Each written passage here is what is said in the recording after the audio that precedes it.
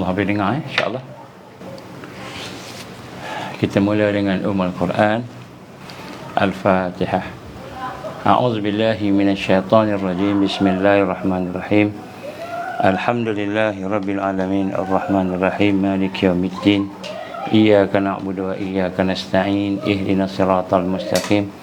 Siratal ladzina an'amta 'alaihim ghairil maghdubi 'alaihim waladdallin. Amin.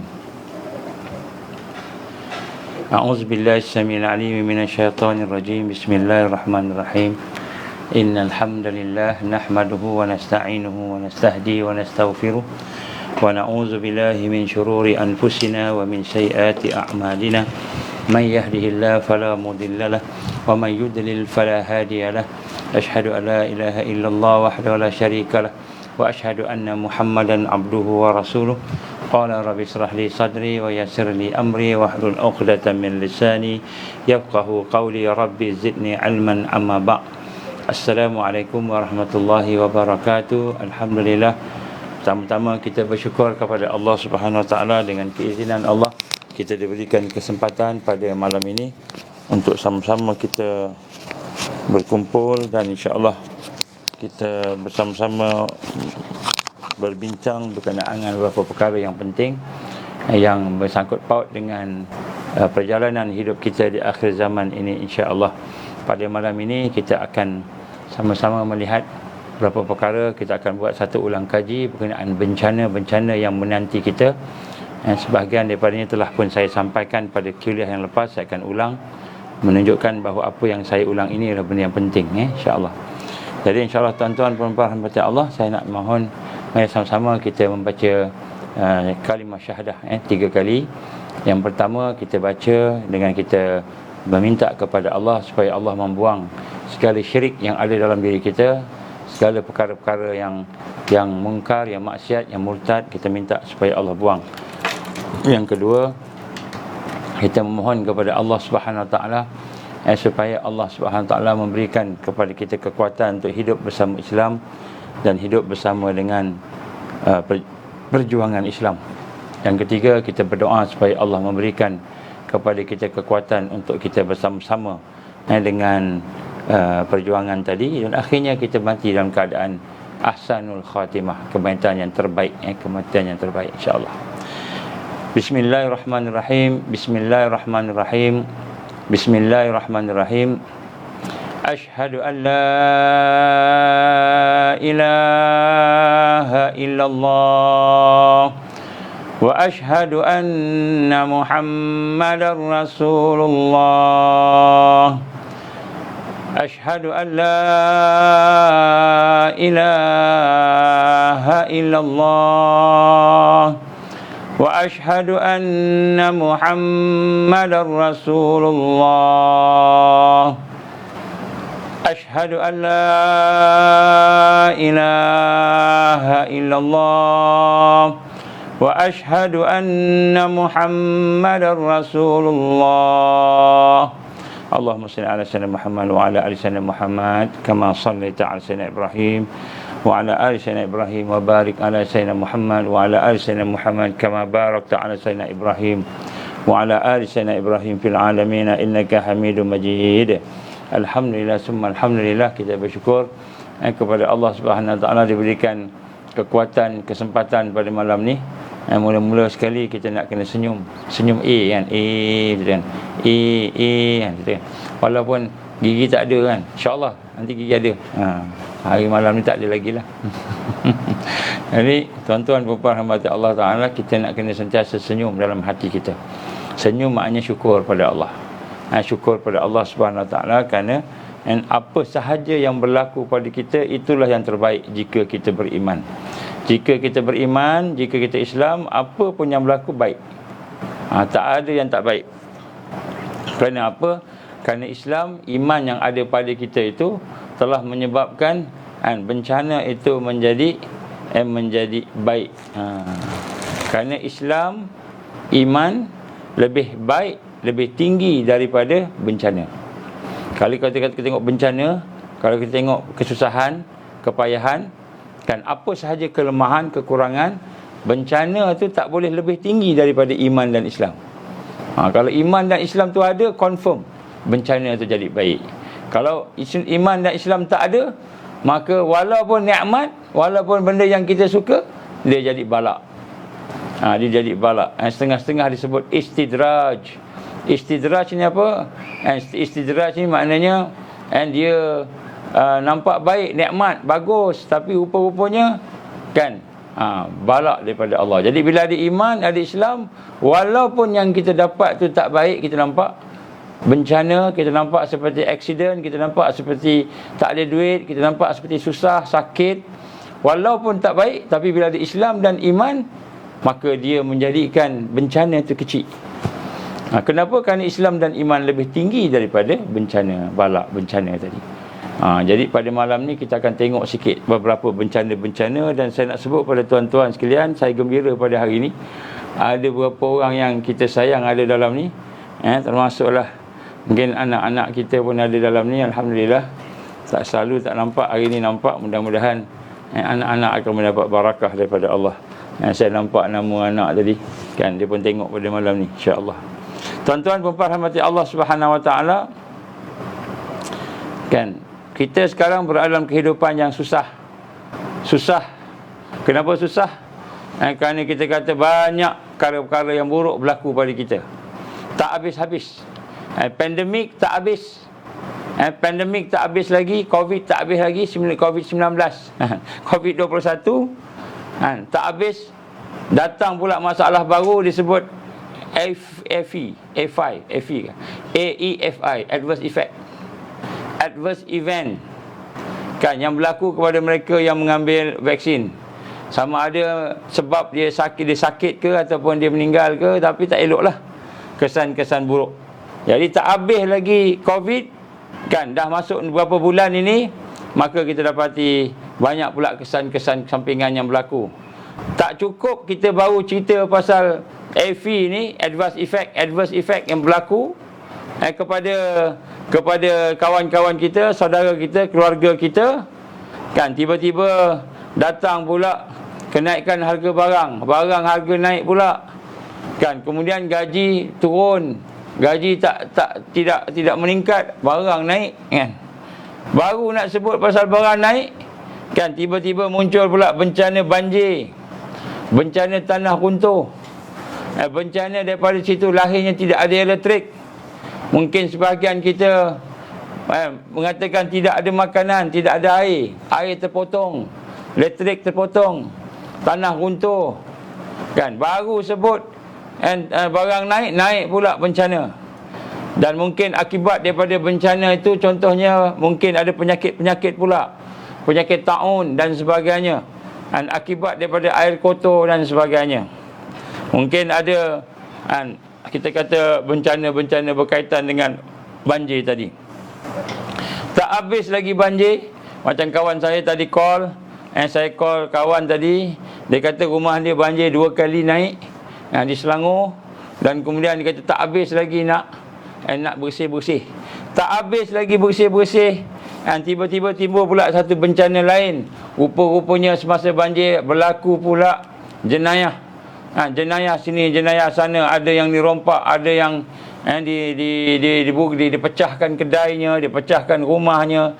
Sementara orang duk sibuk dengan banjir, duk sibuk dengan kesusahan-kesusahan, bencana-bencana jenayah pula memuncak. Ditambah lagi pula percakaran, satu bencana lagi, pemimpin kita ni tak nampak, majoriti lah, tak semua, majoriti pemimpin kita ni tak nampak masalah rakyat, dengan percakaran antara mereka sesama mereka, dengan persengketaan sesama politik mereka, dan tak cukup dengan tu, mereka pula tak prihatin orang tengah susah-susah banjir, dia bergambar di atas gunung salji, bercuti di luar negara. Ini pemimpin-pemimpin kita ni bencana. Pemimpin-pemimpin yang tak prihatin. Orang duk susah-susah, dia jadi YB kawasan, dia pergi keluar negara, bersama-sama dengan keluarga dia. Dah tahu pula banjir apa, bukan dia nak balik cepat, tolong dia punya rakyat dia. Dia pergi bergambar pula, post pula gambar dia kat dalam FB dia, Instagram dia. Kami bersama-sama mengharungi cuti di Turki, cuti di mana-mana lah. atas gunung, atas apa, nampak salji sebagainya. Orang duk sibuk banjir, dia sibuk dengan salji, kemudian dia post pula. Kalau tak post, tahan sikit. Ini dia post. Jadi sebab itulah di sini kita lihat bagaimana bencana juga pemimpin demi pemimpin. Kita bersengketa, berseronok kan. Ada juga pemimpin yang nak bantu rakyat. Dia buat pula majlis penyampaian bantuan dekat hotel. Hotel tak tahulah berapa star, dengan berbagai-bagai perkara. Orang yang banjir tu nak pergi ke hotel pun tak ada baju, nak pakai selai sepinggang. Tiba-tiba dia buat pula program nak memberi bantuan di hotel-hotel.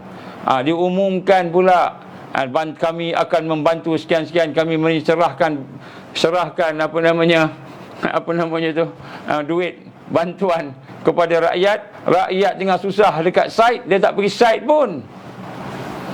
Dia pergi buat di hotel, tempat besar-besar. Kalau nak buat kenduri kahwin ke, nak buat majlis-majlis rasmi yang lain ke, tak apalah, nak buat di hotel, kot-kot lah ada ekstra duit tu.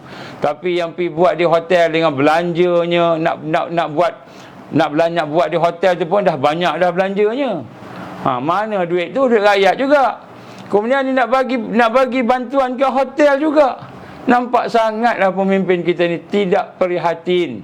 Itu yang nak bagi bantuan macam itu pula caranya. Nak kena ada sidang media, kami nak membantu sekian-sekian. Nak kena ada gambar-gambar besar, kali ini daripada pasukan sukarelawan daripada sekian-sekian, bergambar-gambar, bervideo-video, ambil gambar ni, kami tolong makcik ni, kami tolong pakcik ni, ambil gambar. Tak kesian ke adalah orang tu hilang rumahnya, hilang hartanya, susah hidupnya, tiba-tiba dia ambil pula gambar dia tengah susah tu, tengah aib, dalam keadaan dia tidak ada baju yang elok nak bergambar, dalam keadaan tidak bermakeup kalau kakak-kakak tu kan, tak sempat. Tak apa ke nak ambil gambar orang susah tu.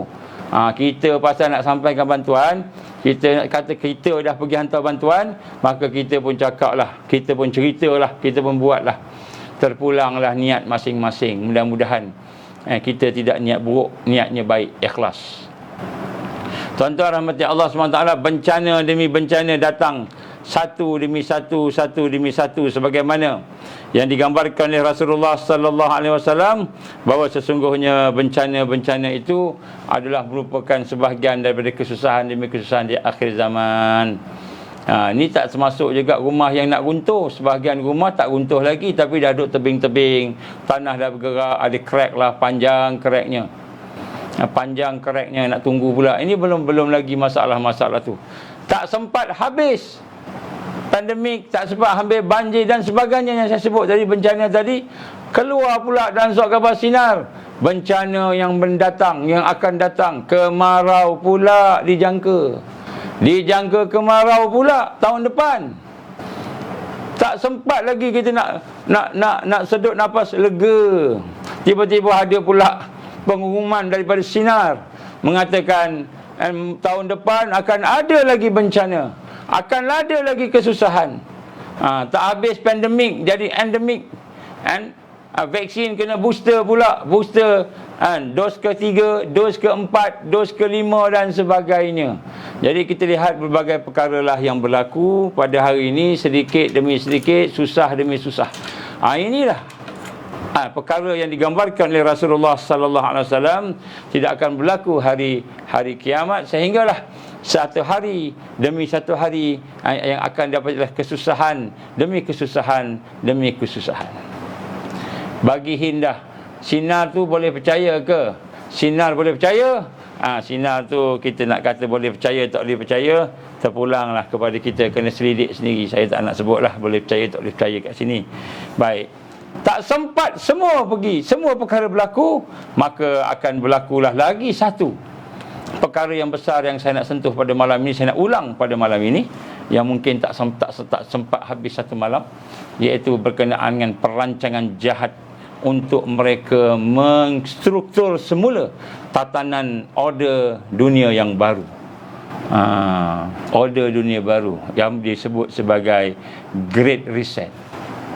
Lepas ni lebih besar daripada banjir, lebih besar daripada tanah runtuh, lebih besar daripada pandemik, lebih besar daripada suntikan-suntikan racun, lebih besar daripada jenayah-jenayah yang kita nampak, lebih besar daripada pemimpin yang bersengketa. Lebih besar. Itu digambar sebagai perancangan mereka, The Great Reset. Ini saya nak tunjuk kepada tuan-tuan pada malam ni. Sebelum itu saya nak tunjuk, nak beritahu. Orang kata Great Reset ni adalah konspirasi, dia kata. Konspirasi. Saya nak sebut kat sini, dia akan bermula pada tahun depan secara intensif. Dia akan bermula. Saya akan cerita sikit sebanyak pada malam ini. Tapi sebelum saya pergi kepada itu, saya nak mengajak tuan-tuan sama-sama kita melihat apa Allah sebut dalam Quran. A'udzubillahi minasyaitanirrajim. Waja'a rajulun min aqsal Madinah. Maka datanglah dengan bersegera, datanglah dengan berlari-lari daripada hujung aqsal Madinah, daripada hujung bandar. Lalu dia berkata, seorang laki-laki berlari daripada hujung bandar, yas'a, dengan tergesa-gesa, qala ya Musa innal mala'u ya'tamiruna bika liyaqtuluka fakhruj inni laka minan nasihin. Maka berkatalah lelaki itu, wahai Musa, ya Musa. Berkatalah lelaki tadi, sesungguhnya pegawai-pegawai Fir'aun. Ini pegawai-pegawai ni, Mala' ni pemerintah, pemimpin pada zaman dia itu Fir'aun, kan, sedang mengadakan pakatan jahat untuk membunuhmu. Oleh itu pergilah dari sini, sesungguhnya aku hanyalah memberi nasihat kepada kamu secara ikhlas. Jadi yang pertama, tuan-tuan dan puan-puan, saya nak sebut sini bencana, termasuklah bencana alam sekitar, bencana ekonomi dan semua jenis bencana yang ada di hadapan kita pada hari ini. Tidak boleh nak kita kata bagus ataupun nak kita kata okey. Okey lah, kata dah susah dah ada lagi susah lagi. Sebab tu kalau kita tengok dalam penjara, pengalaman kita dengan banduan, dalam penjara, kan, dalam banyak-banyak kes jenayah, dalam banyak-banyak kes jenayah ni, yang mana satu penjenayah yang paling susah sekali nak bertaubat, yang susah nak bertaubat, susah nak bertaubat ialah bencana organised crime. Orang penjenayah yang terlibat dengan jenayah terancang. Sebab apa? Jenayah terancang ni dia ada ketua, dia ada dia punya struktur dia ada dia punya, kan, kawan-kawan organisasi dia. Jadi sebab tu kalau bencana biasa-biasanya dia tak ada apa, habis saja dia, habis waktunya dia habis. Tapi terancang, dia akan rancang lepas satu. Macam mana berlaku COVID-19. Mula-mula berlaku di Wuhan, 2019 Disember, berlaku COVID-19 outbreak di Wuhan di China. Habis tu selalunya jenis-jenis outbreak ni tak lama, paling lama pun 6 bulan lah. 6 bulan tu lama dah, 1 tahun lah katakan. Ini dah sampai 2 tahun tak habis-habis. Kemudian selalunya selepas daripada outbreak tu ada ubat, tiba-tiba sekarang diisytiharkan pula oleh WHO tak ada ubat. Tak ada ubat, dia kata. Selalunya bila berlaku outbreak, taun ke Ebola ke apa ke ada ubat, tiba-tiba WHO kata COVID-19 tak ada ubat, maka kena bagi vaksin. Maka dia pun bagi vaksin. Semula-mula 1 dos. Dia kata nak kena ambil 90% herd immunity. Immunity berkelompok. Herd ni lembu. Herd ni untuk lembu, bukan untuk orang. Tapi dia guna untuk orang juga, tak apalah. Herd immunity. Maka dia kata immunity berkelompok. Berkelompok. Jadi dia pun kata berkelompok 90%. Tak cukup, kena pula dos kedua.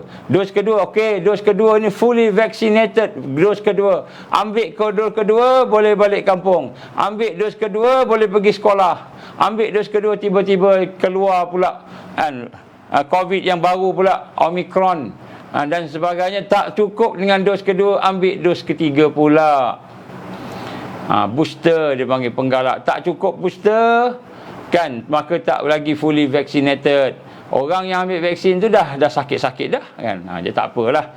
Kemudian lepas daripada booster ni pula, tiba-tiba ada pula COVID yang lain pula datang, lebih gila lagi daripada COVID Omicron ni. Dinamakan COVID apalah, tak kira lah dia nak namakan apa. Kang saya cakap konspirasi pula dah. Dos keempat pula, lepas tu dos kelima, sampai bila lah dia tak habis-habis jual dos kan. Kayanya Menteri Kesihatan kita. Tuan-tuan puan-puan rahmati Allah Subhanahu Wa Taala, saya nak sebut kat sini bagaimana perancangan mereka demi perancangan mereka lepas satu lepas satu. Maka konspirasi itu berjalan bersama ilusi. Ilusinya apa? Betul, ini adalah merupakan serangan virus. Betul, ini merupakan cara, satu-satunya cara dengan suntikan. Betul, tanpa kita sedar, tanpa kita rasa bahawa kita sedang dipukul, diserang dengan pukulan dan serangan yang mematikan. Sehingga apa yang ada pada kita, yang kita tahu sembahyang dah mula susah nak sembahyang. Nak sembahyang dah tak rasa dah, ukhuwah dah tak ada dah. Kan, yang kita tahu iman mula goyang, anak-anak mula murtad keluar Islam. Jiwa-jiwa menjadi keras, jiwa-jiwa mati. Kan, ibadah kita menjadi jauh, tak khusyuk dah dan sebagainya. Kehidupan jahiliah mula memasuki dalam kehidupan kita. Kata Nabi apa? Kamu akan mengikuti langkah mereka satu demi satu sehingga sampai masuk ke lubang biawak pun masuk juga. Sedepa sehasta sampai masuk lubang biawak. Maka masuk lubang biawak tu dah matilah, dah jadi mangsa lah. Ramai yang tak sedar lagi. Itulah tipu muslihatnya. Sebab tu Nabi menggambarkan kepada kita dalam satu hadis yang diriwayatkan oleh Imam Ahmad, tidaklah ada fitnah yang paling besar yang terjadi merentangi waktu penciptaan Adam sehingga terjadinya hari kiamat yang melebihi besarnya fitnah Dajjal. Jadi tuan-tuan, maknanya apa? Kalau ini satu fitnah, maka fitnah ini besar. Fitnah ini besar, ini bencana ni. Saya nak bawa ni di akhir ni, kalau tak sempat hari ni, besok kan, bencana ni apa solusi dia. Kita nak tengok semula, kita ulang. Saya nak ulang balik. Kenapa? Kerana ini benda penting. Fitnah yang besar. Kenapa fitnah yang besar? Dia nampak sains. Dia nampak ini sains ni betul ni, sains ni, medik ni.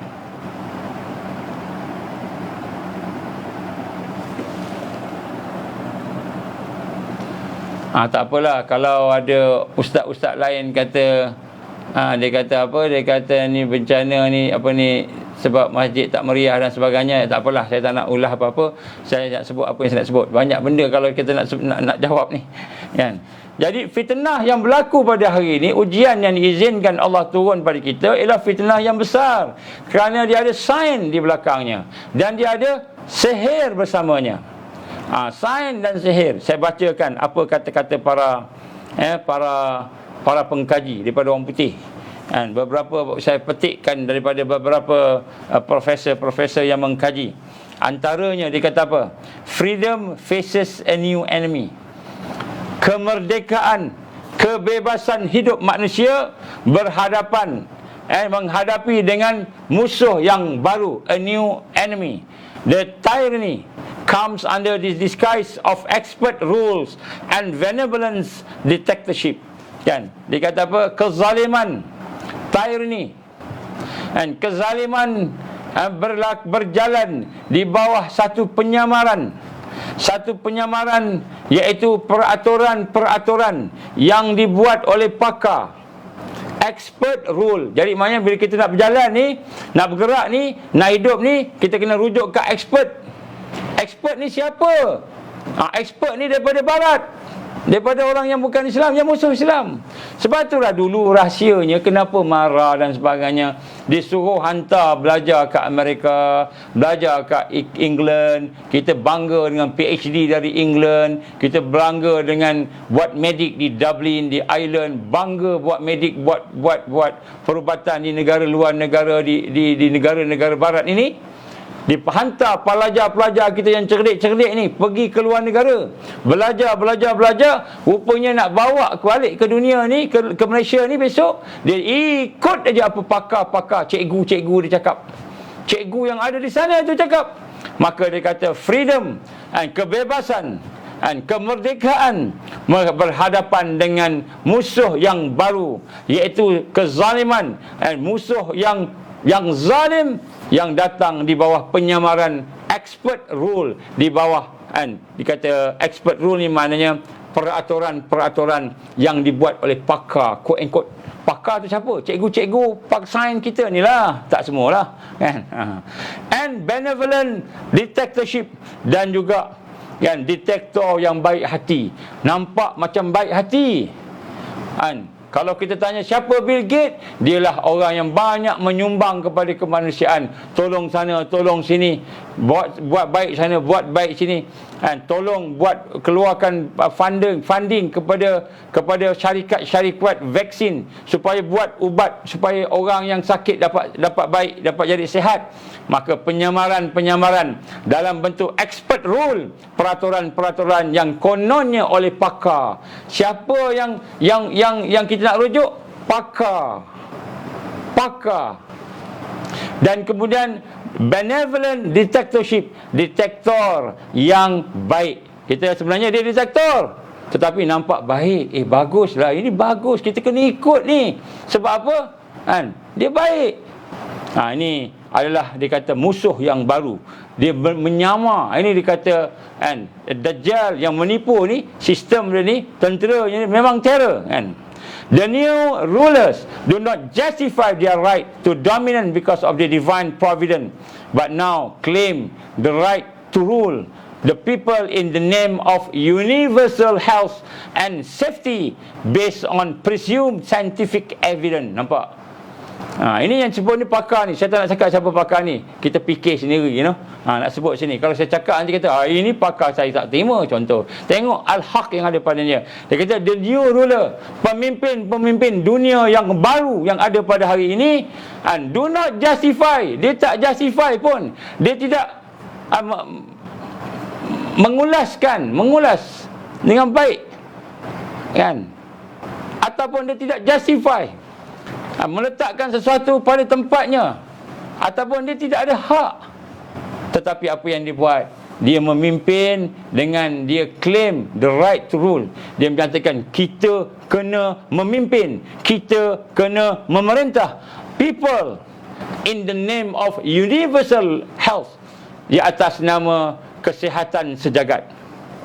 Kita kena menguasai manusia, kita kena memerintah manusia, kita kena buat akta 1, 2, 3, tambah ketatkan lagi akta 3, 4, 2, buat macam-macam atas nama the universal health, atas nama kita nak jaga kesihatan and the safety dan keselamatan berdasarkan kepada anggapan teori scientific evidence, kononnya scientific evidence. Ini musuh baru. Musuh baru. Sebab itulah in recent years, kan, many conspiracy theory. Tuan-tuan, sebenarnya saya cakap orang putih ni sebab ada permintaan juga daripada kawan-kawan kita yang orang putih minta saya cakap orang putih. Jadi saya kata saya tulislah sikit nota saya ni dalam bahasa orang putih, lepas tu saya translate. Boleh macam tu, no? Jadi sebahagian nota ni saya buat sebab ada orang putih nak dengar. Ada brothers from international. Jadi kalau saya cakap bahasa orang putih kan, dia jadi celaru saya baca. In recent years, many conspiracy theory. Di dalam beberapa tahun kebelakangan ini, banyak digambarkan teori-teori konspirasi of the world, dunia ini, by assigning everything that seems to going wrong to powers moving in the shadow. Dia nampak macam seolah-olahnya satu yang mustahil lah. Macam mana boleh ada konspirasi? Macam mana boleh ada konspirasi ni? Satu yang tak logik, kan? Dan kita selalu membaca, kita selalu mencuba melihat ketenteraman dan kekacauan dunia ini, kan, yang nampak ada belakangnya, ada bayang-bayang, ada kuasa di bawah, hidden hand. There is hidden hand. There is hidden hand. Masya Allah, apa hebat dan sangat bermakna, insya-Allah. Baik, tuan-tuan rahmat Allah Ta'ala, ada orang kata konspirasi ni tak ada. Dia kata begitu. Tapi Quran kata ada. Orang kata, Quran kata ada, Nabi kata ada. Tiba-tiba dia kata tak ada. Dan kemudian bagaimana? What if something like the global reset? Ini bencana yang lebih besar yang sedang kita menunggu masa untuk menghadapinya secara lebih intensif lagi, lebih teruk daripada pandemik, lebih teruk daripada bahaya banjir dan sebagainya. Ini bencana. What if bagaimana jika if the global reset sebenarnya bersembunyi hiding in the plain sight, bersembunyi pada pandangan mata kasar kita. Bagaimana kalau kita katakan what if something like the global reset however was hiding in the plain sight? Kita tak nampak dengan mata kita, dia terbunyi. What if the global elite, pemimpin-pemimpin golongan elit dunia, beyond the constraint of social, national and fiscal barrier has at last emerged? What if global elite tu akan menjelma? Kalau kita kata apa? What if Dajjal akan menjelma? What if? Kita sebut dulu what if. Kalau kita kata tak percaya sangat dengan konspirasi yang Allah pun ada cerita dalam Quran, ada berfirman dalam Quran, what if sekiranya kumpulan elit dunia ini yang mempunyai kekayaan ultra kaya, bukan ultra Melaya, ultra kaya, telah melangkaui kekangan sosial, dia dah boleh mengatasi sosial sebab dia banyak buat kemanusiaan, dia telah menghalangi nasional sebab dia dah boleh bayar pemimpin-pemimpin kerajaan negara, dan mengatasi fiskal keuntungan dia sebab dia dah kaya sangat. Bagaimana the convulsion, kejahatan, penyakit kapitalisme itu datang dan akhirnya akan membentuk satu authoritarian and kleptocratic state. Bagaimana kalau dia membentuk Baik, saya nak baca sikit apa yang disebut oleh Oxfam dalam satu kajian yang dibuat oleh Oxfam Global, berada di dalam keadaan yang tidak adil, tidak seimbang. Apa dia? 2,153 orang billionaires. 2,153 billionaires. Lebih kurang 0.0003% mempunyai harta kekayaan lebih daripada 60% penduduk di dunia ini. Jadi maknanya 60% kekayaan di dunia ini dimiliki oleh 0.0003%. Percaya tak? Maknanya kita nampak dunia yang bagus, yang baik sebagainya ni, rupanya 0.0003% dimiliki oleh billionaires yang kita tak nampak. Ini kajian daripada Oxfam. Jadi hal ini bukan lagi sekadar teori, bukan teori konspirasi. Kerana dah banyak individu yang kaya raya, yang lebih berkuasa dan lebih berpengaruh daripada pemerintah yang berdaulat. Ini bukan satu kemungkinan lagi. Dah terbukti di dalam kajian menunjukkan 0.0003% penduduk dunia dia mempunyai kekayaan 60% daripada penduduk dunia yang ada pada hari ini. Maknanya dia menguasai 60%, bukan 50%, 60%.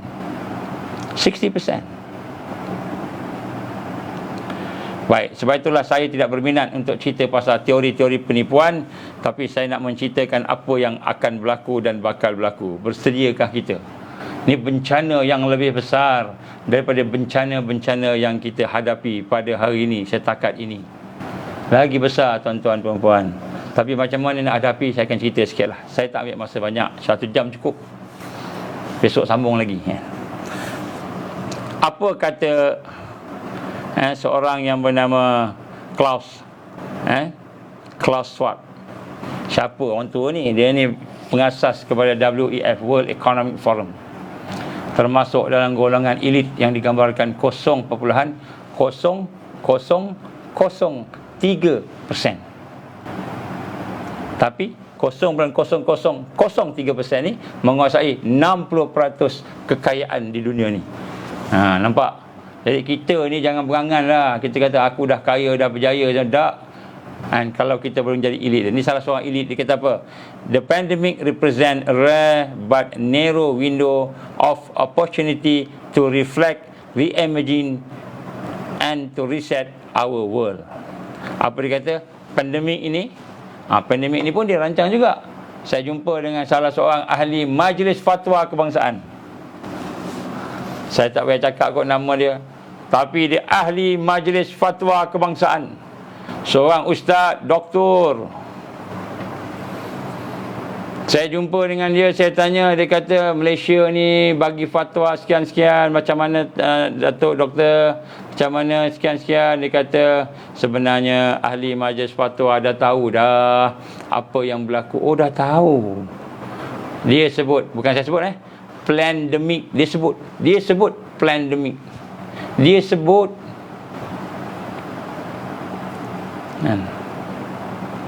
jadi kata Klaus Schwab, the pandemic ini represent a rare mewakili satu window of opportunity satu peluang untuk reflect, untuk berfikir, reimagine, untuk kita mengimajinasikan dan untuk kita reset our world. Reset our world. Ini dia sebut. Ini bukan kita sebut. Ini bukan konspirasi. Ini dia sebut. Dia sebut akan buat reset. Bukan kita sebut. Bukan kita pandai-pandai cari. Jadi kalau ustaz-ustaz kita kata, saya dengar ada ustaz-ustaz kata, ada orang kata pandemik ni adalah perancangan Yahudi. Dia kata konspirasi. Dia kata mana ada dalam Quran, mana ada dalam hadis. Ada ustaz-ustaz sebut macam tu. Saya kata tak payah tengok Quran hadis. Quran hadis dah sebut. Tapi Quran hadis tak sebut cara detail. Quran hadis sebut cara umum. Yang detail ni siapa? Yang detailnya ialah mereka ni yang rancang. Kita dengar cakap dia. Dia berani cakap istikbara. Mereka dengan sombong mengumumkan perancangan mereka. Dan dikata apa? Pandemik ini adalah satu peluang untuk dia buat great reset. Dia sebut. Jadi sebab itulah great reset ni apa? Great reset ni? Great reset ni adalah merupakan satu perkara dia akan buat semula dunia ni dia akan reset semula. Dan reset dunia ini dia bukan buat melalui top down solution. Maknanya ada masalah. Oleh kerana banyak sangat masalah. Apa masalahnya? COVID-19 lah, masalah ekonomi lah, masalah pemimpin semua berkecamuk lah, tak ada pemimpin yang layak lah, masalah pemimpin yang pengecut lah, yang pengecut tak berani, masalah macam-macam. Maka dia kata kita ada solusinya, kita ada solutionnya. Dan inilah tanda Dajjal akan keluar. Dia akan berkuasa penuh. Mereka menyusun Great Reset ini supaya berlaku top down solution on all problems. Top down solution. Top down solution. Jadi dia buat masalah, dia buat bencana, dia yang bagi solusinya. Dia yang bagi solusi, bukan rakyat yang berfikir. Tak, dia. Tapi solusinya teruk. Lagi teruk. Ini Dajjal. Maka berkata Klaus Schwab, saya bacakan dia punya kata-kata. Chairman, pengurusi dan founder kepada World Economic Forum. Dia kata apa? It is obvious that we are in the midst of the most severe crisis. Dia kata, ini menjadi satu yang jelas, amat jelas, bahawa kita sedang berada di tengah-tengah the most severe crisis, krisis yang terlalu teruk the world has experienced since World War II. Jadi semenjak peperangan dunia kedua, apa yang severe tadi, perang dunia kedua ada bom atom meletup, bom nuklear meletup. Maka dia kata kan, 80 years ago, dia kata countries and people came together. Semua datang together to shape the post-war global order, which brought us decades of peace, increased global cooperation, prosperity dan bla bla bla lah. Jadi kata maknanya daripada World War II dulu, maka manusia berkumpul untuk menyelesaikan sesuatu sehingga jadi peace macam kita hari inilah, peace olok-oloknya. Maka dia kata COVID-19 crisis has shown us that our old system, sekarang sistem kita ni dah tua, dia kata, are not fit anymore for the 21st century. Jadi sistem yang ada pada hari ni tak fit dah. Sistem hari ni tak fit. Dia kata it has laid bare the fundamental lack of social cohesion, fairness, inclusion and equality. Dia kata masyarakat berpecah, lack of social cohesion, fairness, tidak ada keadilan, inclusion, hanya orang tertentu sahaja yang memimpin, memerintah, menguasai, dan tidak ada keadilan, equality. Now is historical moment, a time not only to fight severe virus but to shape the system. Ni sekarang masanya nak merubah sistem yang ada kat dunia ni. Bukan sahaja kita nak lawan dengan virus, tetapi kita nak ubah apa yang ada pada hari ni. Ini kata kan Klaus Schwab. Sebab apa dia kata maknanya sistem hari ni kena ubah. Ini dia cakap, ni bukan kita cakap, dia cakap. Maknanya dia nak ubah sistem barulah macam gitu. Apa sistemnya? Sistemnya akan dikuasai oleh mereka. Ini nak cakap lagi tak cakap lagi perkataan jahat ke? Nak cakap lagi ni semuanya konspirasi ni penipu ke? Tak, dia ada. Ni saya sebut fakta-fakta mereka. Kristalina Georgieva, dia siapa dia? Dia MD and International Monetary System, MD kepada IMF. Apa dia kata? Ni orang besar-besar ni semua sebut ni. Saya pinjam kataan dia. Now is the time to think what history would say about this crisis, and now is the time for all of us to define our own role. What is it that would make it so that history would look at this crisis as the great opportunity for reset? Nampak? IMF pun kata apa? Kita kena tengok krisis ni, kita tengok apa yang berlaku pada hari ni. Inilah peluang untuk kita mengadakan satu reset, kosong semula, set semula. Apa pula berkata United Nations, Secretary General of United Nations pula cakap apa? Ni sebab orang besar-besar ni. Ni bukan orang label pada menteri kita ni, bukan. Ni bukan orang label menteri kita ni. Menteri cabuk kampung kita yang ada pada hari ni, bukan. Ni bukan menteri label-label orang-orang bawah-bawah dan orang tinggi-tinggi ni. Antonio Guterres and Secretary General of United Nations. Apa dia kata? The Great Reset is a welcome recognition that this human tragedy must be a wake-up call. Dia kata apa? Great Reset ni adalah satu a welcome recognition. Satu pengiktirafan untuk didatangkan terhadap tragedi yang berlaku kepada kemanusiaan pada hari ini. Ini adalah wake up call, dia kata. It is imperative that we reimagine. Sesuailah pada hari ini kita membayangkan semula, we rebuild banner semula, redesign, kita design semula, reka semula, reinvigorate, rebalance our world. Rebalancing investment, harnessing science, teknologi dan sebagainya, bla bla bla. Kerana itulah keperluan future kita. Jadi kata orang United Nations Secretary General, kita kena ubah dunia ni. Kenapa? Inilah peluang dia nak buat Great Reset. Nampak tak? Ini bukan saya cakap, ni dia cakap. Great Reset macam mana? Nanti saya sebut Great Reset macam mana. Kalau tak sempat saya sebut besok. Sambung, tunggulah. Sebab ada benda juga saya nak kena buat saat lagi ni. Prince Charles, apa kata Prince Charles? Putera Charles kata apa? we are literally at the last hour. Sebenarnya kita ni berada di saat-saat akhir. And there is real urgency. Dan ada pada ketika ini satu yang urgent, sangat urgent for action. With the urgency required, I hope you will all join me. Dia kata, saya harap kamu semua akan bersama dengan saya to drive a new Marshall-like plan, untuk memimpin, untuk melaksanakan, untuk memacu perancangan Marshall-like plan, perancangan ala ketenteraan, pemaksaan, dipaksa, menggunakan tenaga, menggunakan kuasa. Dikata apa? Kan? And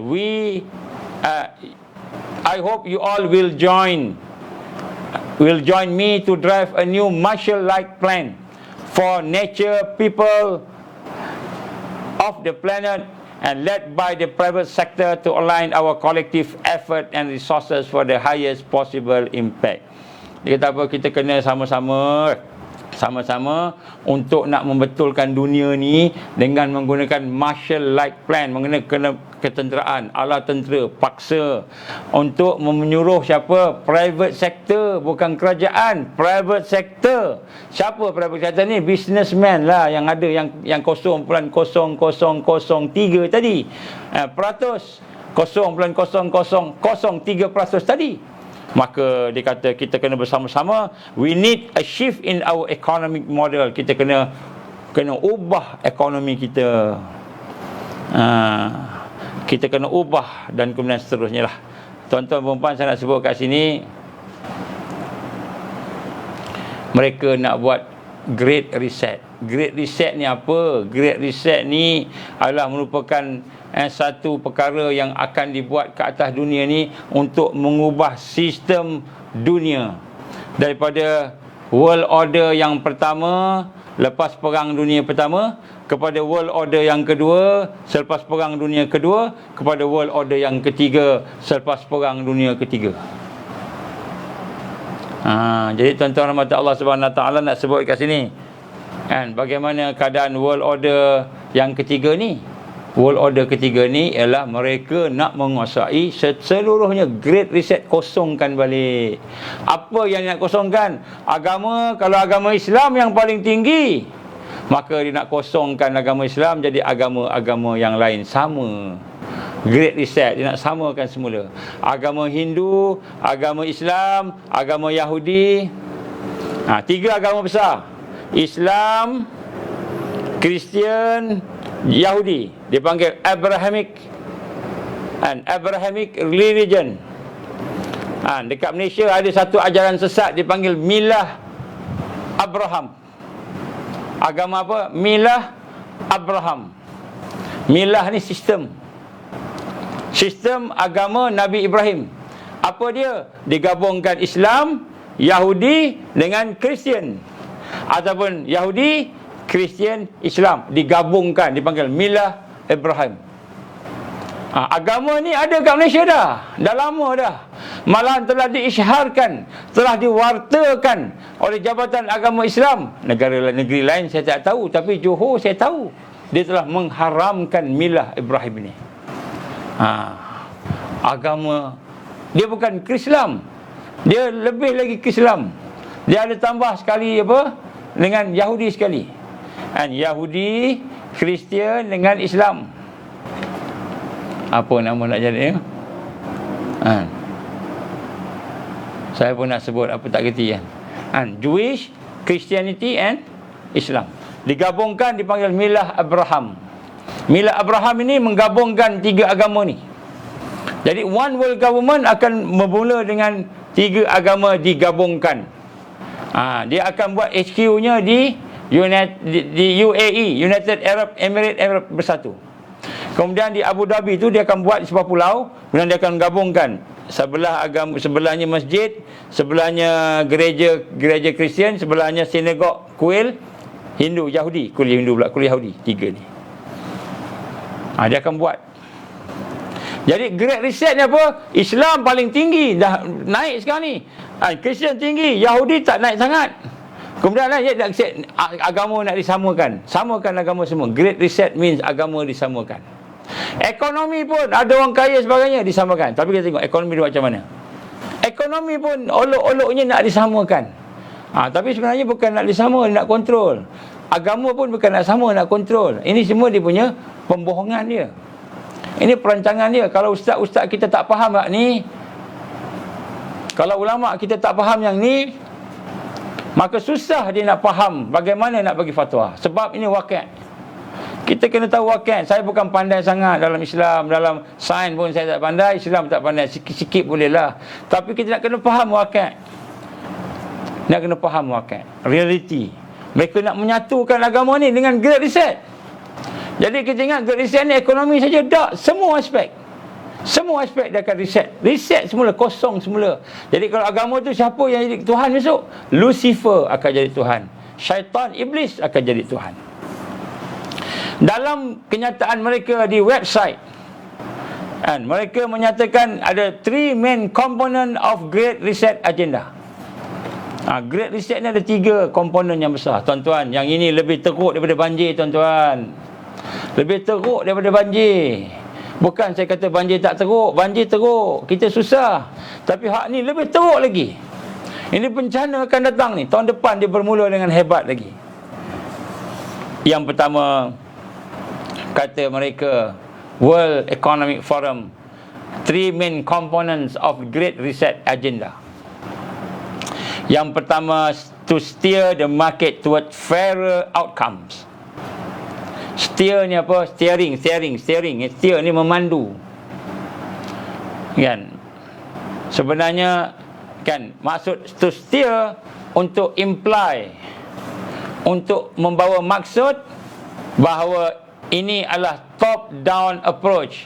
Top down approach to steer the market. Market ni apa? Jangan kita fikir market ni bisnes saja. Market ni adalah sesuatu yang melibatkan kehidupan kita. Mana yang pertama sekali dia kata Great Reset to steer the market towards fairer outcome. Dia guna perkataan fairer. Fairer ni maknanya lebih adil, begitulah kan. Tapi sebenarnya dia bermaksud a top down approach. Kenapa? Kerana global elite yang 0.0003% tu, mereka nak memimpin dunia. Mereka ada harta, mereka ada pengaruh, mereka ada senjata, mereka ada organisasi, mereka nak mempengaruhi dunia. Maka dia kata to steer the market, untuk dia nak memimpin, control, and top down approach, memimpin pasaran. Disebut market ni macam pasaran, tapi sebenarnya bukan pasaran, kehidupan. It's all about money. Sebab tu ada orang kata king is cash. Sebenarnya bukan king is cash. Sebenarnya dunia ini adalah king is God, and cash is God, and cash is God, contoh kata. Jadi bukan cash, dunia. Jadi kata apa?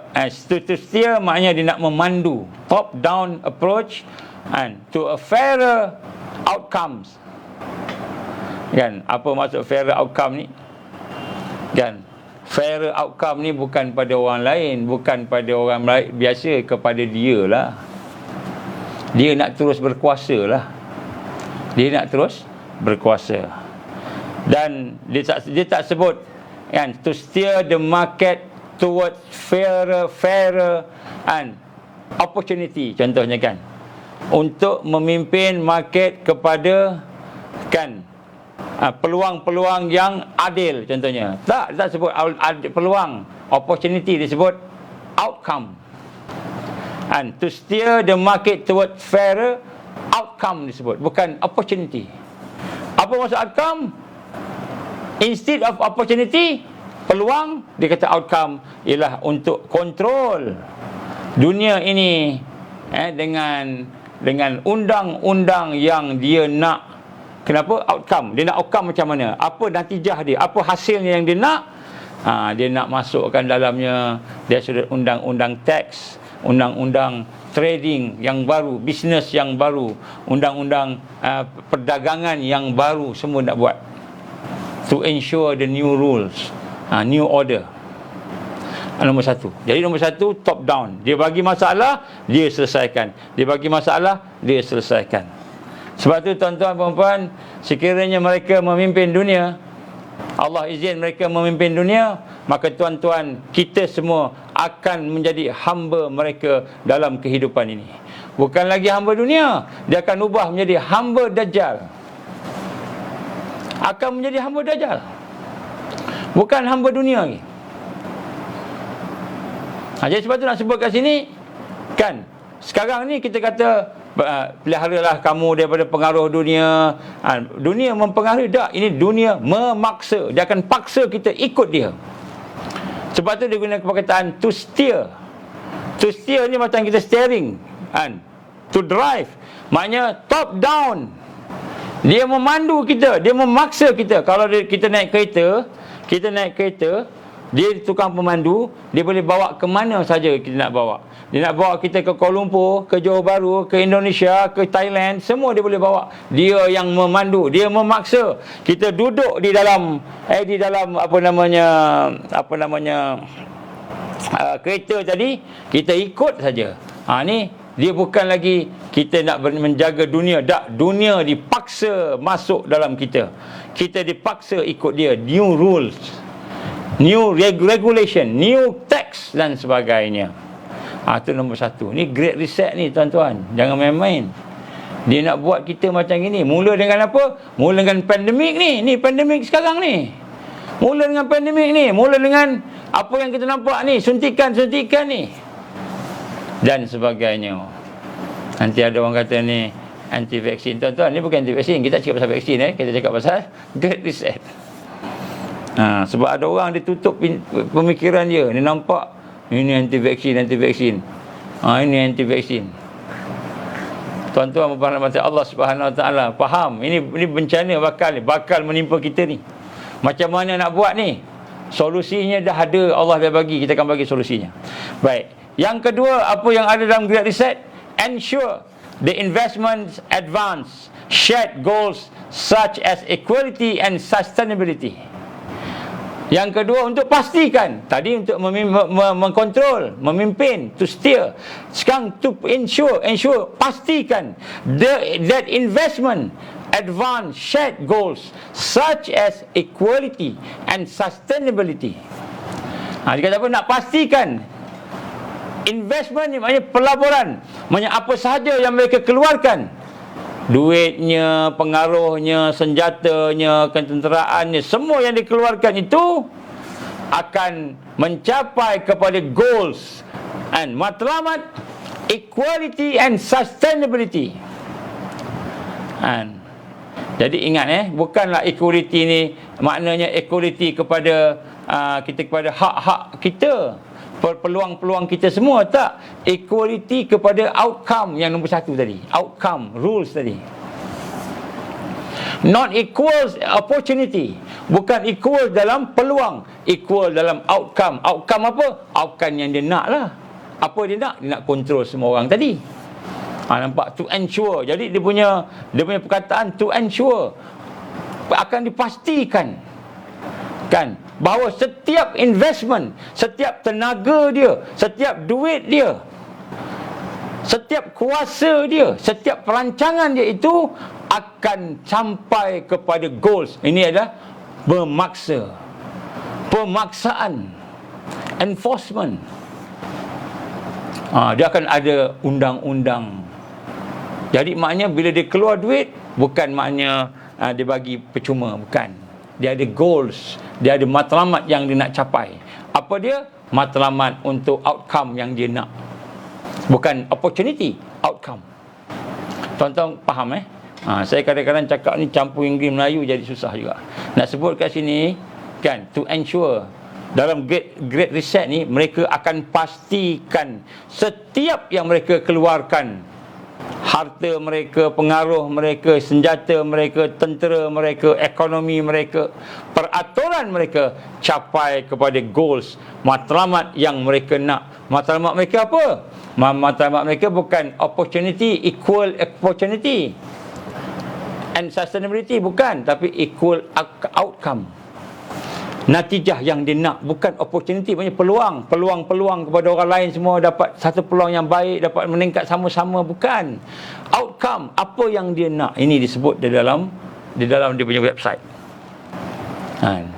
Jadi ini Mulkan Jabariyah, betul, ini Mulkan Jabariyah lah ni. Dia paksa kita. Ini Great Reset, tuan-tuan, dia paksa kita. Contoh ni banjir, tanah runtuh lah, ekonomi jatuh, maka tiba-tiba dia akan offer apa? Kami akan tolong bayarkan hutang kamu semua. Akan bayar hutang semua. Tak bayar dah bayar hutang. Kamu tak ada income kan? Kamu dah tak ada kerja kan? Bisnes dah muflis, dah bankrupt. Kamu semua, maka kita akan pastikan kamu semua okey, kami bagi investment. Apa dia invest? Dia bagi 3 trilion. Malaysia ada hutang 1 trilion. Contoh, Malaysia hutang 1 trilion, dia kata kami akan bagi 3 trilion. Kosongkan, reset, kosong hutang Malaysia kosong, kami bagi lagi 3 trilion. Maka 3 trilion tu kamu bagi-bagi sama rakyat. Dapatlah seorang berapa ringgit. Katakanlah dapat. Tapi apa? Tanah kamu, rumah kamu semua menjadi cagaran kepada mereka. Mereka kontrol. Mereka kontrol. Sebab tu saya nak tanya satu soalan malam ni. Apakah perjanjian di antara kerajaan kita dengan Pfizer? Dengan big pharma yang mengeluarkan suntikan. Apakah perjanjian mereka? Kenapa walaupun pihak Pfizer sendiri telah menyatakan telah ada ubat COVID-19, dia keluarkan apa dia disebut ivermectin yang Pfizer sendiri buat. Dia kata ada ubat. Bila ada ubat, maknanya akta emergency UEA tu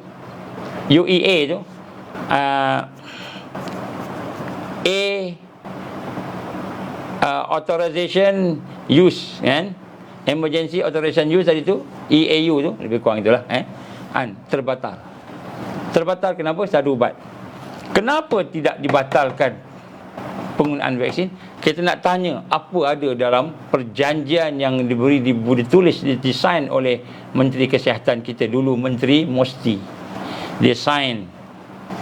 Apakah dia menyatakan bahawa tidak boleh berpatah balik kepada ubat, ataupun kena habiskan sampai bila-bila? Jadi tuan-tuan, dia invest, dia bagi duit, dia bagi ubat, dia bagi semua, tapi kita duduk di bawah dia to ensure. Jadi kata sini Great Reset maknanya bukan saja dia control top down, yang kedua to ensure, dia akan pastikan dengan apa sahaja cara, semua yang dilakukan pasti jadi. Sebab itulah apa yang berlaku pasti jadi. Hari ini 342 telah ditangguhkan. Akta 342 telah ditangguhkan. Bismillah.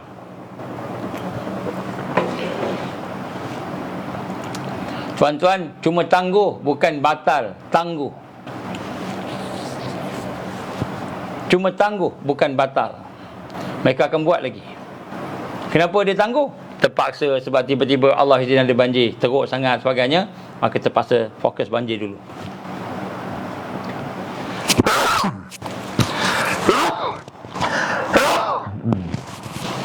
Adakah dia akan buat? Dia akan buat juga. Sebab apa? Great Reset kata to ensure. Yang ketiga, dia kata apa? To harness the innovation of the fourth industrial revolution to support the public goods. To harness ni apa maknanya? Tuan-tuan, nampak macam harness ni macam kita kata kita nak menolong, membantu the innovation, inovasi industri keempat, ada fourth industrial revolution, and to support the public good, untuk menyokong orang awam. Apa maksud terharness ni, tuan-tuan? Saya tengok dalam apa namanya dictionary to harness, antaranya a set of strap and fitting by which a horse or other draft animal is fastened to a cart, plough, etc. Maknanya harness ni dari sudut namanya, nouns dia, to harness ni maknanya mengikat, untuk mengikat kuda ataupun lembu kepada kereta kuda, kereta lembu, ataupun tempat bajak dia tu, kan? Kalau dari sudut verb, daripada perbuatan, put a harness on a horse contohnya ialah dengan dia mengikat, meletakkan ikat tali untuk kontrol, untuk menguasai, and to make use of natural resources to produce energy. Maknanya to harness ni bukanlah satu perkataan yang membawa maksud bahawa dia nak tolong, dia nak bantu supaya dunia ni moden. Tidak, dia nak menggunakan teknologi revolusi 4.0 itu untuk mengikat manusia, menggunakan tenaga natural resources manusia supaya mereka dapat sesuatu yang lebih baik daripadanya. Ini bahasa yang kita nak kena faham, tuan-tuan. Ini saya baca daripada apa ni kita kata vocabulary dictionary. Maknanya disebut to harness the innovation of the fourth industrial. Maknanya dia nak gunakan industri revolusi keempat ini sebagai satu nak mengikat manusia untuk mengikut apa yang dia nak. Jadi teknologi yang akan dibuat itu bukan teknologi untuk kita menikmati kebaikan, tetapi teknologi yang akan menekan lagi manusia. Dia sebut sini the public good. Itu bahasa dia. Bahasa Quran kata apa? Bahasa Quran kata wa minan nasi man yaqulu amanna billahi wa bil yaumil akhir wa ma hum bimu'minin.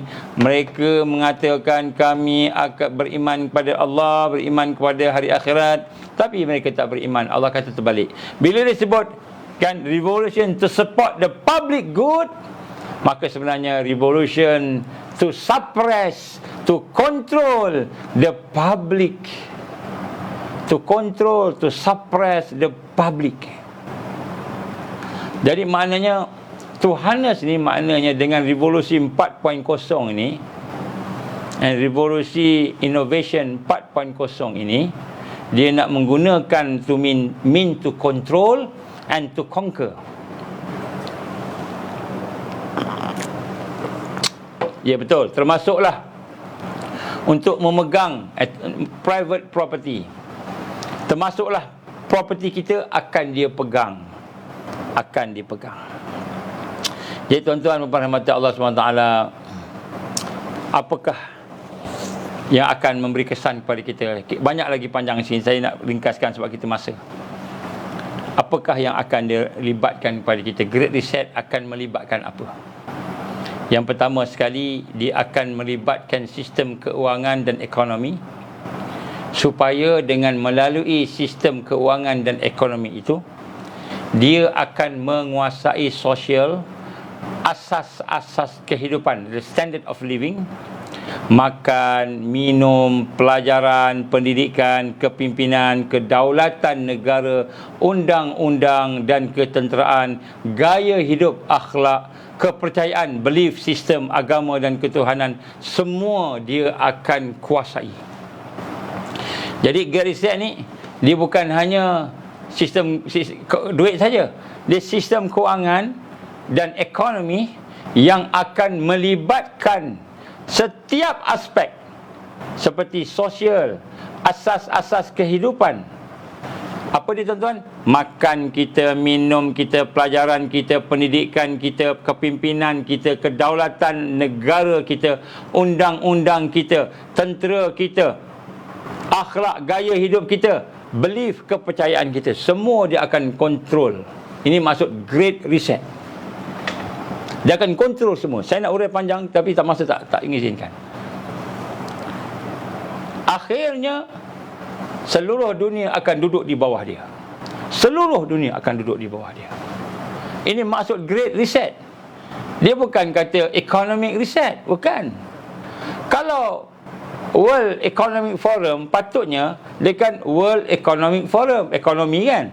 Patutnya dia kata inilah satu peluang untuk kita reset semula ekonomi. Tak, dia tak sebut ekonomi. Dia tak sebut ekonomi. Dia sebut great reset. Dia tak sebut economic reset. Tak. Padahal dia ekonomi. IMF pun ekonomi juga. Kenapa dia sebut great reset juga?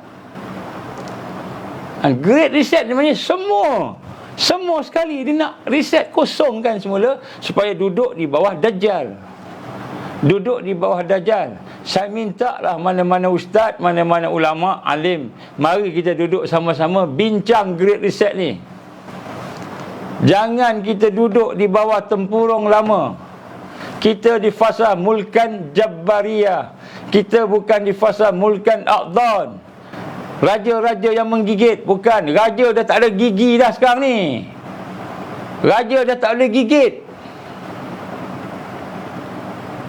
Kita berada di mulkan Jabbariyah.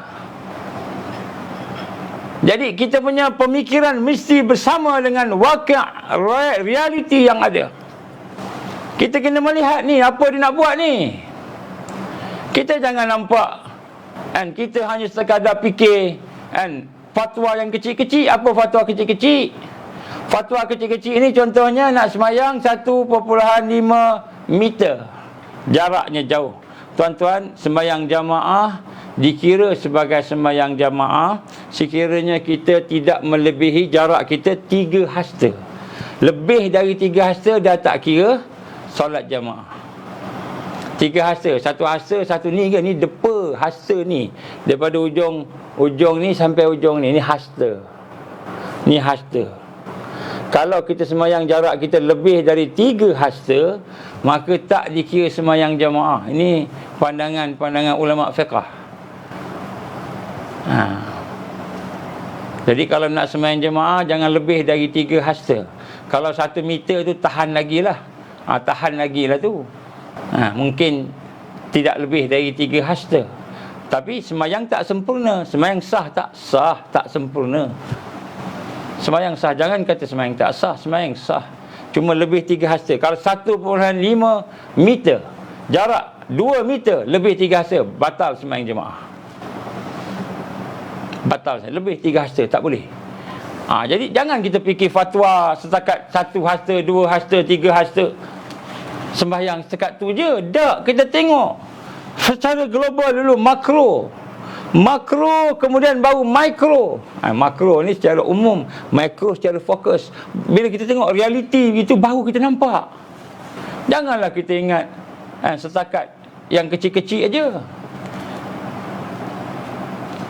Bila saya tanya, sah tak haji seorang itu pergi haji, sah tak pergi haji dengan duit curi? Dia rompak bank, dia pergi haji, sah tak? Sah lah dia pergi haji. Tak apa, duit bank tak apa. Bismillahirrahmanirrahim. Bila pergi haji dengan duit rompak, dia bunuh orang pula tu, duit rompak, guna duit rompak nak bertobat, dia pergi haji. Sah tak hajinya dengan duit rompak? Ulama kata apa? Tak sah. Tak sah. Kan? Ulama kata tak sah. Kenapa tak sah? Sebab duit tu duit rompak, dibunuh orang lagi. Contoh. Jadi takkanlah kita nak fikir dia sah sebab dia pergi haji, dia pergi Mekah, boleh minta ampun, taubat kat situ, boleh. Kalaulah sah pergi haji dengan duit rompak, ramai pakat-pakat rompak pergi haji, lepas tu bertaubat kat sana. Ini dia macam Kristian. Kristian kata apa? Dia dah bunuh orang, dia pergi jumpa dengan dia punya padri, dia kata, please God, please Father, dia pun buat satu pengikraran, kata bertaubat, you are forgiven my son, dia kata. Dia punya padri dia jadi sebagai Tuhan, you are forgiven. Ni mafia macam itulah. Jadi maknanya boleh tak pergi haji dengan duit rompak, duit bunuh orang, boleh tak? Sah tak haji tu? Tak sah. Sebab kalau kita kata sah, maka ramai orang akan pergi haji dengan duit rompak kan? Tak boleh lah. Okey. Jadi secara ringkasnya, boleh tak kita tengok kalau dia pergi haji tu dah bagus, tengok kat haji, tak tengok kat duit? Boleh tak? Tak tengok kat duit, boleh tak? Tak boleh. Kena tengok duit juga, sumbernya. Boleh tak kita hanya setakat memberi fatwa tentang sembahyang jarak, sembahyang tak jarak, tanpa melihat kepada sumber yang menyebabkan sembahyang jarak, sembahyang tak jarak? Boleh tak? Tak boleh lah. Kena tengok sumbernya. Sumbernya siapa sumbernya tu? Bersih tak bersih? Bertakwa tak bertakwa? Musuh ke? Ataupun terlibat dengan Great Reset? Ada tak terlibat dengan Great Reset? Kena kaji. Kalau kita tak kaji, kita tidak cermat dalam berfatwa.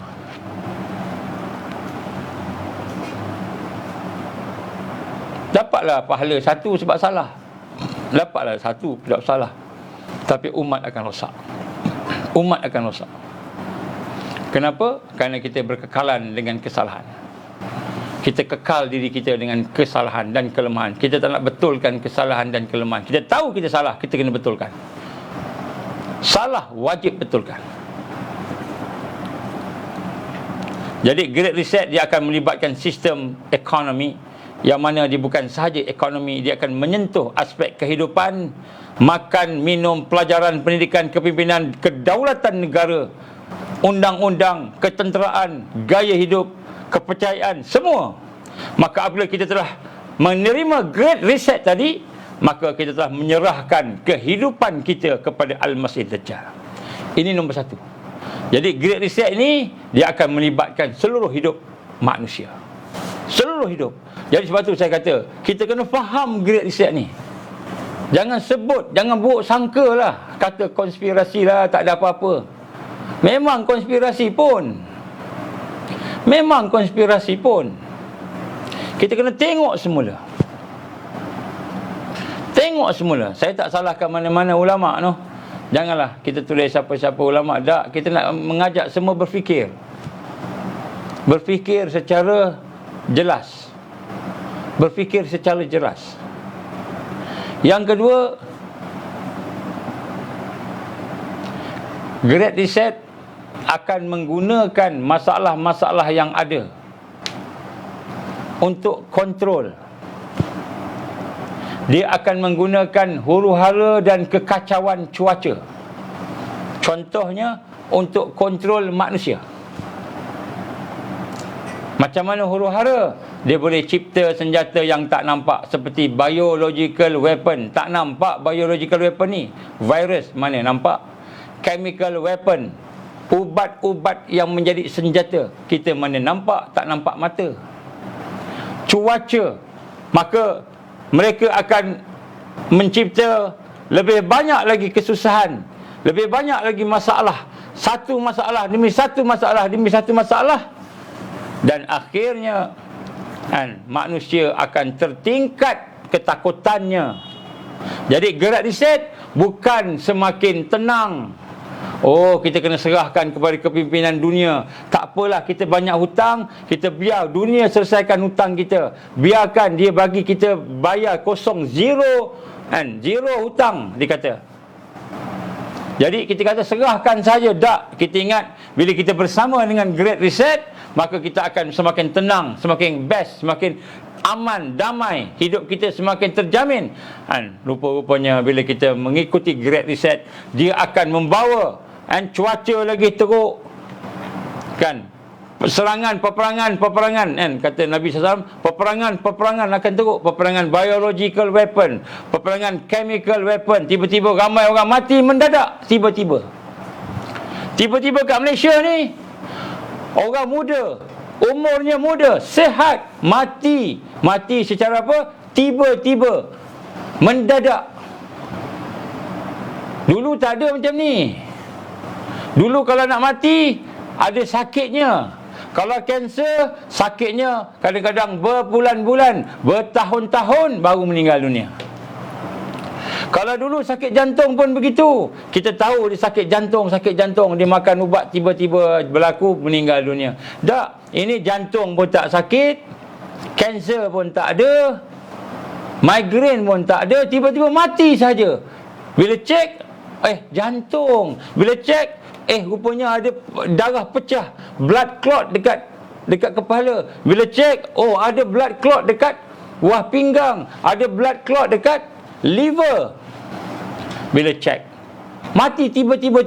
Tidakkah ini menjadi sesuatu yang menghairankan? Fenomena yang menghairankan. Sebelum ni tak masuk dalam berita. Polis tengah berkawal, tiba-tiba jatuh, pengsan, mati, jantung. Atlet tengah bermain, atlet yang kuat, yang sihat, yang berlatih, tiba-tiba kena sakit jantung, mati. Kalau dia sakit jantung, dia tak main bola, dia tak main panah, tak bersukan. Kalau dia sakit jantung, duduk rumah.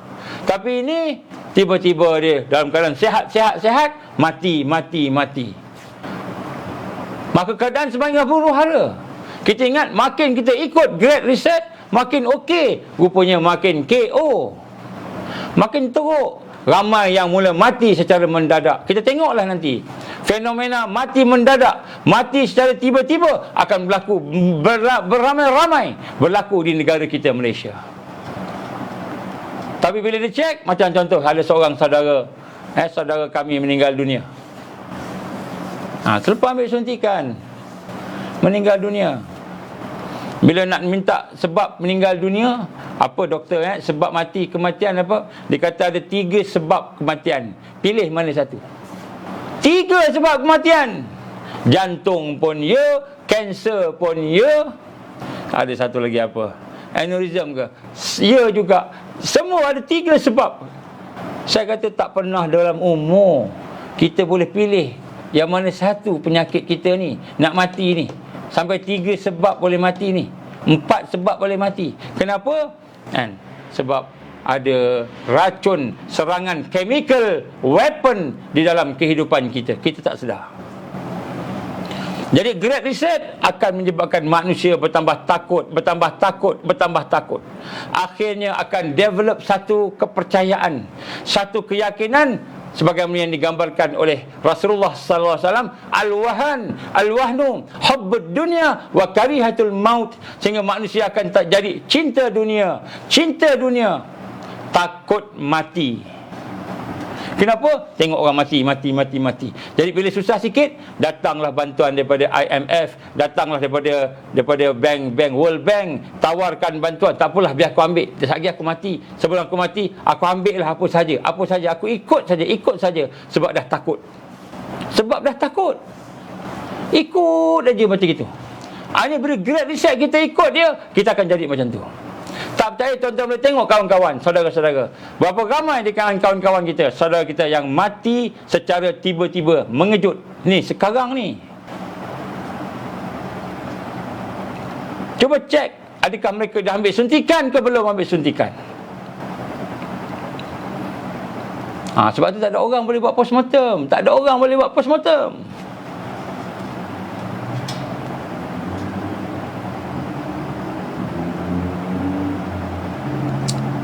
Microclotting dipanggil.